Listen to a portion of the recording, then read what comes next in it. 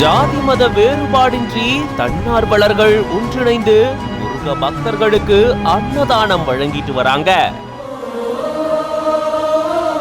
10 நாட்கள் 24 மணி நேரமும் அன்னதானம் வழங்கப்பட்டு வருது.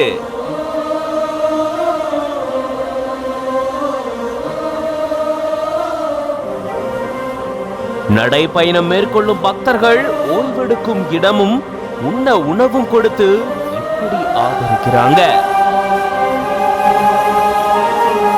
திருச்செந்தூர் மாசி திருவிழாவை ஒட்டி கேரள மாநில எல்லை பகுதி குமரி மாவட்டத்துல இருந்து திருச்செந்தூரை நோக்கி நிறைய பேர் நடைபயணம் மேற்கொண்டு வராங்க. இப்படி நடைபயணம் மேற்கொள்ளக்கூடிய பக்தர்களுக்கு இலவச உணவு வழங்கி தங்கும் இடமும் அளிச்சிட்டு வராங்க இங்க ஒரு தன்னார்வ குழுவினர். நெல்லை மாவட்டம் வேப்பிலான்குளம் அப்படின்ற பகுதியில திருச்செந்தூர் தர்மசாலா அப்படின்ற பெயர்ல நல்லக்கண்ணு அப்படின்றவரு கடந்த 34 ஆண்டுகளா முருக பக்தர்களுக்கு இலவச சேவை செஞ்சுட்டு வராரு.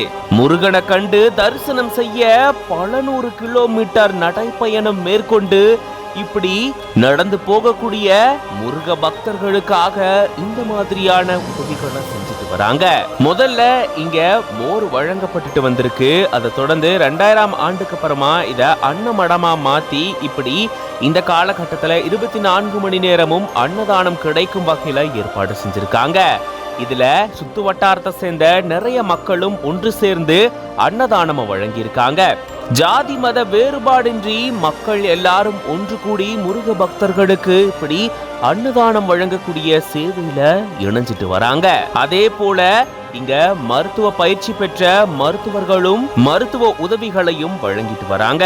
இது பத்தின உங்களோட கருத்துக்களை கமெண்ட்ஸ்ல சொல்லுங்க. மேலும் பல செய்திகளுக்கு பிஹைண்ட் ரூட்ஸ் பேஜை ஃபாலோ பண்ணிக்கோங்க.